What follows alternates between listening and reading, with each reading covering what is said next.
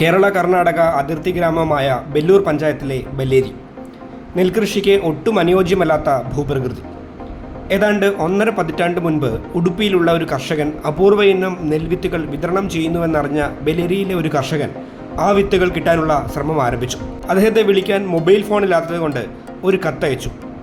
മറുപടിയായി ഒരിനം അപൂർവ ഇനം നെല്ലിൻ്റെ ഏതാനും വിത്തുകൾ തപാലിൽ ലഭിച്ചു. അന്ന് തുടങ്ങിയ സ്നേഹവും അന്വേഷണവുമാണ്. ഇന്ന് അദ്ദേഹത്തിൻ്റെ പക്കൽ 650 തരം നെൽവിത്തുകളുടെ അപൂർവ ശേഖരമുണ്ട്. ആ കർഷകന്റെ പേരാണ് സത്യനാരായണ ബല്ലേരി. ഇത്തവണത്തെ പത്മശ്രീ പുരസ്കാര ജേതാക്കളിൽ ഒരാൾ. ജപ്പാനിൽ നിന്നും ഫിലിപ്പൈൻസിൽ നിന്നും വടക്കുകിഴക്കൻ സംസ്ഥാനങ്ങളായ അസം, മണിപ്പൂർ എന്നിവിടങ്ങളിൽ നിന്നും കർണാടക, തമിഴ്നാട് തുടങ്ങിയ അയൽ സംസ്ഥാനങ്ങളിൽ നിന്നുമൊക്കെ ശേഖരിച്ച നെൽവിത്തുകൾ അദ്ദേഹത്തിൻ്റെ പക്കലുണ്ട്. ചിലത് 13 അടി വരെ ഉയരം വയ്ക്കുന്നതാണ്. കറുപ്പ്, പർപ്പിൾ, വെള്ള, ചുവപ്പ്, ഇളം പച്ച നിറങ്ങളിലൊക്കെയുള്ള വിത്തുകൾ. ഉപ്പുവെള്ളത്തിലും വളരുന്ന നെല്ലിനങ്ങൾ. വെള്ളം വളരെ കുറവ് മാത്രം വേണ്ടവ. 20 ദിവസം വരെ വെള്ളത്തിൽ മുങ്ങിക്കിടന്നാലും നശിക്കാത്തവ.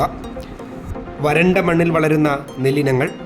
അങ്ങനെ വ്യത്യസ്തങ്ങളായ ഒട്ടനേകം വിത്തിനങ്ങൾക്ക് സംരക്ഷകനായി മാറുകയാണ് അദ്ദേഹം. പാരമ്പര്യമായി ലഭിച്ച ഒരേക്കർ ഭൂമിയിൽ പ്രകൃതിദത്ത വനമൊരുക്കി സത്യനാരായണ മുൻപേ ശ്രദ്ധേയനായിരുന്നു. കേരള വനം വകുപ്പ് വനമിത്ര അവാർഡ് നൽകിയാണ് അന്ന് അദ്ദേഹത്തെ ആദരിച്ചത്. പ്രകൃതിയോടും കൃഷിയോടുമുള്ള പ്രണയം സത്യനാരായണ കൈവിട്ടതേയില്ല. തനിക്ക് സ്വന്തമായുള്ള കുറച്ചു ഭൂമിയിൽ എല്ലാ പരിമിതികളെയും അതിജീവിച്ച് അദ്ദേഹം അപൂർവ ഇനം നെൽവിത്തുകൾക്ക് പരിരക്ഷ നൽകി. 25 സെൻറ്റ് സ്ഥലം. അവിടെയും നമ്മൾ കണ്ടു ശീലിച്ചതുപോലെ വെള്ളം കെട്ടി നിർത്തി കൃഷി ചെയ്യുവാനുള്ള സാഹചര്യമില്ല. എന്നാൽ സത്യനാരായണ അതിനെയെല്ലാം തൻ്റെ തനതായ ഒരു കൃഷിരീതി വികസിപ്പിച്ചെടുത്ത് അതിജീവിച്ചു. കൈവശമുള്ള 650 ഇനം നെൽവിത്തുകളും കൃത്യമായ ഇടവേളകളിൽ മുളപ്പിച്ച് പുതിയ വിത്താക്കി സൂക്ഷിക്കും. അതിനായി പേപ്പർ കപ്പുകളും ഗ്രോ ബാഗുകളും ടാർപോളിൻ ഷീറ്റുകളുമൊക്കെയാണ് അദ്ദേഹം ഉപയോഗിക്കുന്നത്. പേപ്പർ കപ്പുകളിൽ വിത്തിട്ട് മുളപ്പിക്കുന്നതാണ് ആദ്യഘട്ടം. വളർച്ചയെത്തുമ്പോൾ അവ ഗ്രോ ബാഗുകളിലേക്ക് മാറ്റും. ഒരു ഘട്ടം എത്തിയാൽ കുറച്ചുകൂടി വിശാലമായ ടാർപോളിൻ ഷീറ്റിൽ നിർമ്മിച്ച കൃത്രിമ പാടത്തേക്ക്. ഓരോ വിത്തിനത്തിനും വേണ്ട വെള്ളവും മറ്റ് ഭൗതിക സാഹചര്യങ്ങളും ഒരുക്കി അദ്ദേഹം സംരക്ഷിക്കും.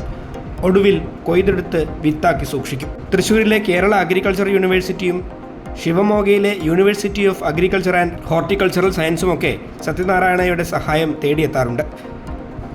കൈവശമുള്ള വിത്തുകൾ നശിക്കാതെ കൃത്യമായ ഇടവേളകളിൽ അവ മുളപ്പിച്ച് പുതിയ വിത്തുകൾ ശേഖരിച്ച് വയ്ക്കുന്ന രീതി അദ്ദേഹം മുടക്കമില്ലാതെ ചെയ്തുകൊണ്ടേയിരിക്കുന്നു.